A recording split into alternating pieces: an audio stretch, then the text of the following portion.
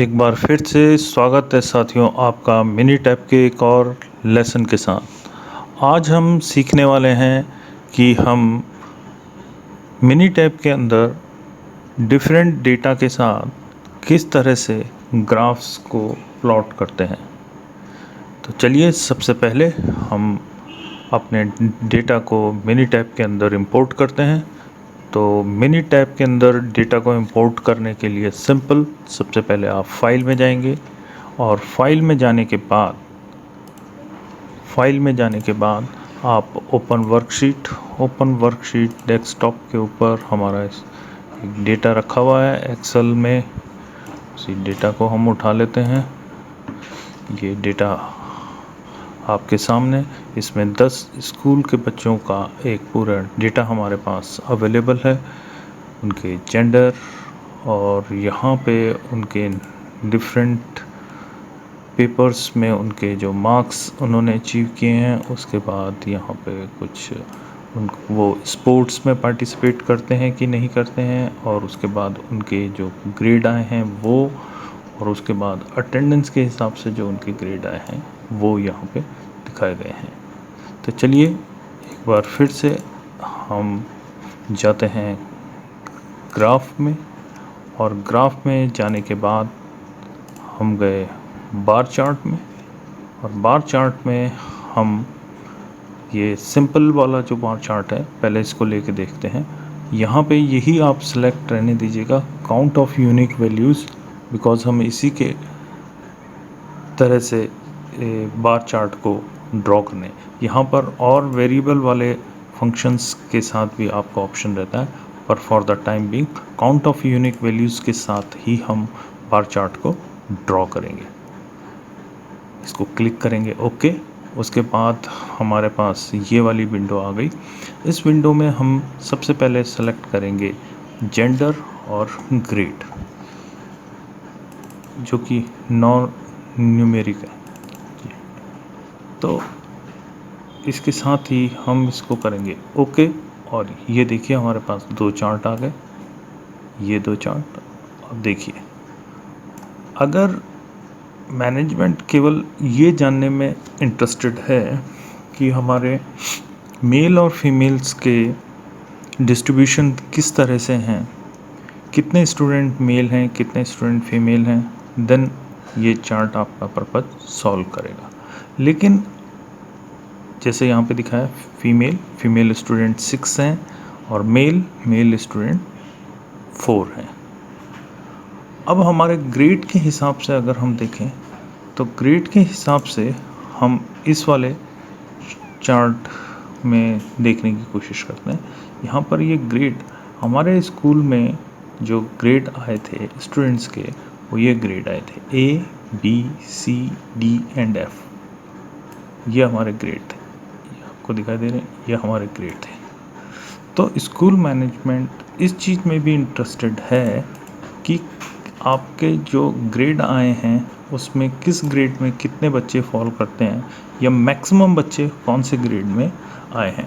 तो वो यहाँ से हमें पता चलता है।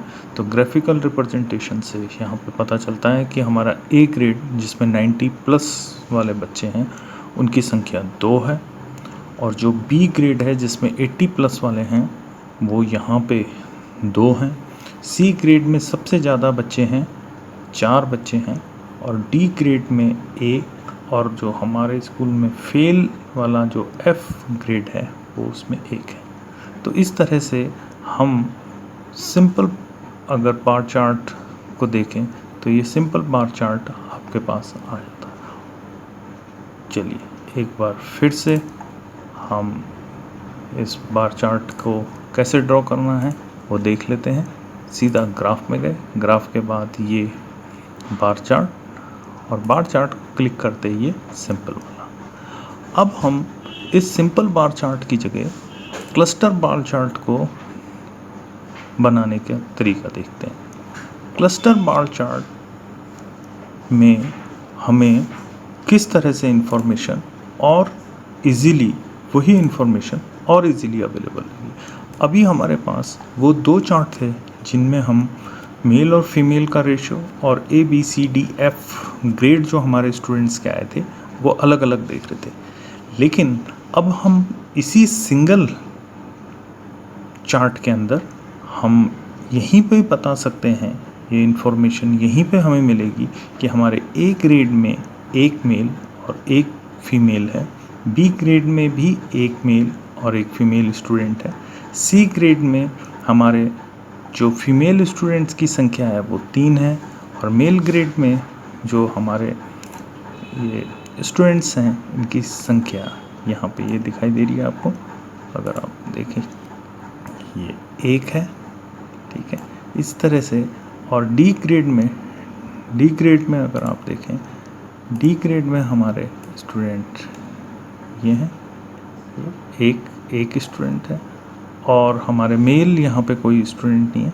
इसी तरह से फेल वाली कैटेगरी में जो F ग्रेड है उसमें फीमेल स्टूडेंट कोई नहीं है और केवल एक मेल स्टूडेंट है।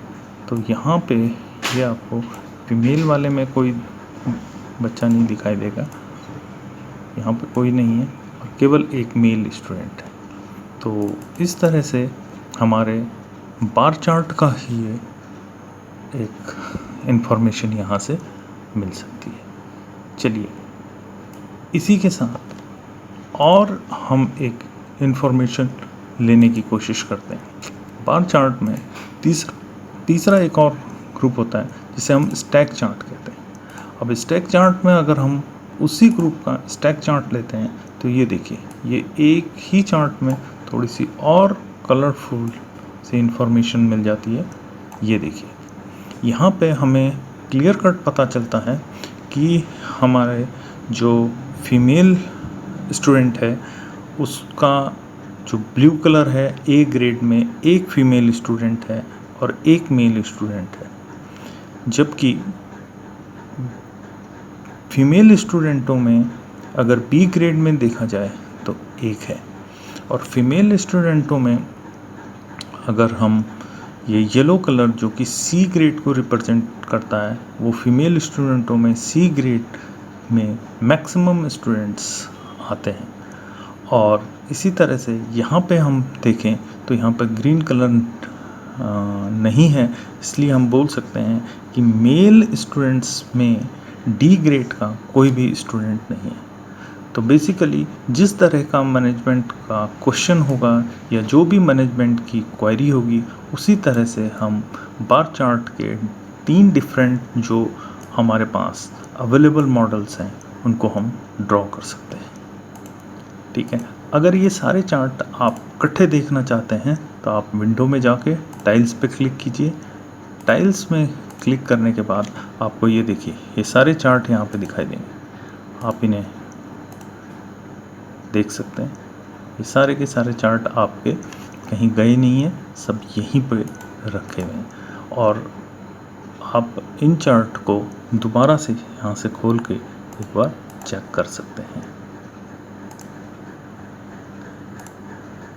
अगर आपने सारे ग्राफ को क्लोज करना है तो आप यहाँ से कर सकते हैं और अगर आपने एक एक करके सभी ग्राफ को देखना है तो आप यहाँ से देख सकते हैं। ये देखिए, ये आपके हमने जो बनाया था जेंडर वाले ग्राफ है, ये दूसरा ग्राफ है, ये तीसरा ग्राफ है और ये चौथा ग्राफ। तो वो सारे के सारे ग्राफ हमारे यहाँ पे अवेलेबल हैं।